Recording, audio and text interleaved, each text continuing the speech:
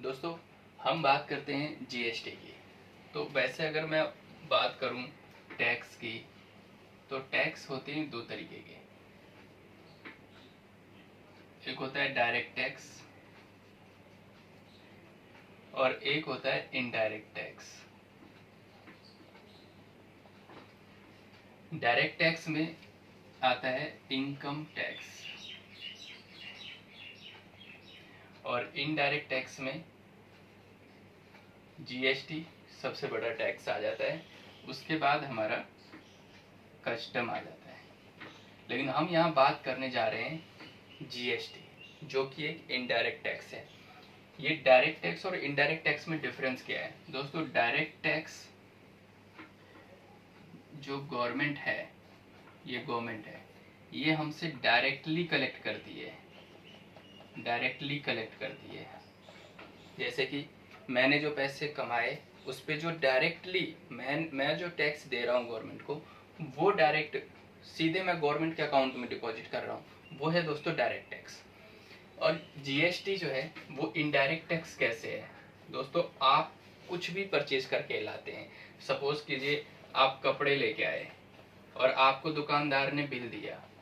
उस बिल में उसने अगर 1000 का है और उसमें बिल में 500 रुपये टैक्स लगा दिया, तो टोटल उसने आपसे 1500 रुपये लिए, लेकिन 500 रुपये उसने टैक्स का लिया।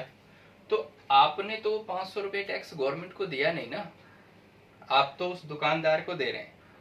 आप वो 500 रुपये दुकानदार को दे रहे हैं और फिर वो दुकानदार की जो जिम्मेदारी है, लाइबिलिटी है कि भैया तुम दे देना गवर्नमेंट को। तो ये जो दुकानदार है, जो शॉपकीपर है, वो आपसे कलेक्ट करता है, ये आप हैं, ये आपसे कलेक्ट करता है और फिर दे देता है गवर्नमेंट को। तो गवर्नमेंट के पास टैक्स तो आपसे ही पहुंच रहा है, बट आप डायरेक्टली गवर्नमेंट को नहीं दे रहे, आप दुकानदार को दे रहे हैं, दुकानदार गवर्नमेंट को दे रहा है, आप इसको दे रहे हैं, ये गवर्नमेंट को दे रहा है। तो ये है दोस्तों इनडायरेक्ट टैक्स। हम इनडायरेक्ट टैक्स में जीएसटी की बात करने जा रहे हैं, क्योंकि जीएसटी जैसा कि आपको आइडिया होगा, जीएसटी जुलाई 2017 में हमारे इंडिया में इम्प्लीमेंट हुआ, 1 जुलाई 2017। उससे पहले के जो लॉ हैं, उससे पहले क्या होता था? वैट होता था, सेल्स टैक्स, है ना, एक्साइज, सर्विस टैक्स। अगर आपको इन सब की कोई नॉलेज नहीं है, तो जो नहीं है वो नहीं है।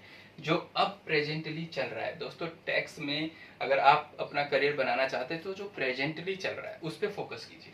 अभी प्रेजेंटली क्या है? इन सब के बदले आ चुका है जीएसटी।